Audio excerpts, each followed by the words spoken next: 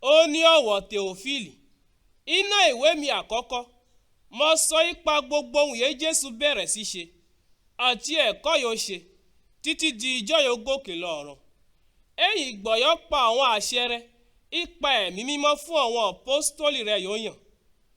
Èyí ikú rẹ̀, ó fún ọ̀rọ̀ hàn wọ́n yè, á sì fún wọn ọ̀pọ̀lọpọ̀ èrí, ipa ìjídìde rẹ̀.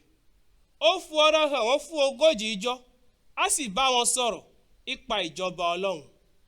Ijọ́ kan yé Jésù ń bá àwọn apọ́stólì rẹ̀ jẹun, ó pàṣẹ fún wọn pé fún wọn mọ́ kó ìlú Jerúsálẹ́mù, àmọ́ fún wọn dúró ibẹ̀ títí di ìgbà yẹ́ àbá rẹ̀ fún wọn fún ẹ̀bùn yóò ṣe ìlérí rẹ̀ fún wọn. Ó jẹ́ ẹ̀bùn yé mo ti sọ ipa rẹ̀ fún yín tẹ́lẹ̀ rí, nítorí pé Jòhánù fún omi ṣe ìrìbọmi, àmọ́ ẹ̀yin á fún ẹ̀mí mímọ́ ṣe ìrìbọmi fún yín àìpẹ́. Àwọn apọ́stólì sì yí Jésù ká, wọ́n béèrè ọ́ fún pé Olúwa, ṣé àsìkò yìí ló máa dá ìjọba padà fún orílẹ̀-èdè Ísírẹ́lì lọ?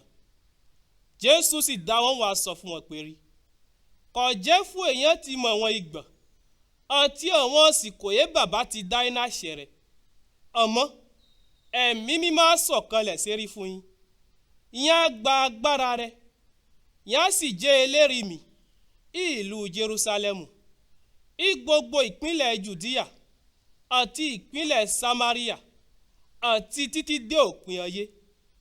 Ìgbọ̀yọ́ sọ àwọn ọ̀rọ̀ náà tán, wọ́n rí pé ó gòkè lọ ọ̀run, kùrukùru sì bò mọ́lẹ̀, wọn sì tó rí mọ́. Wọ́n gbé ń kó wojú ọ̀rọ̀ ìgbọ̀yé Jésù ń lọ, lí ọkùnrin méjì ó wọ aṣọ funfun sì yọ síwájú fún wọn, á sọ fún wọn pé ẹ̀yin ará ìpínlẹ̀ Galili, kódé yẹwẹ ibẹ̀ ń wojú ọ̀run. Jésù yẹ yóò gòkè lọ ọ̀run àárín yín, á padà ẹrẹ̀ ijọ́ kan, ìpè ẹ̀rí yóò gòkè lọ ọ̀run. Àwọn apọ́stólì sì kó erí òkè, yóò ń pè í òkè Ólífì, yóò tó ìrìn 30 ìṣẹ́jú rẹ̀ sí ìlú Jerúsálẹ́mù. Wọ́n sì padà lọ ìlú Jerúsálẹ́mù.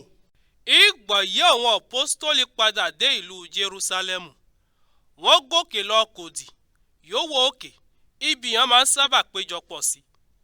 Àwọn yóò wọ ibẹ̀ náà lí Pétérù, Jòhánù, Jáàkì àti Áńdérù, Fílípì àti Tómásì, Bátélẹ́míù àti Mátíù, Jáàkì ọmọkùnrin àlùfẹ́, Símónì ó ní èé máa ń jà fómìnira ìlú rẹ̀, àti Júdà ọmọkùnrin Jáàkì.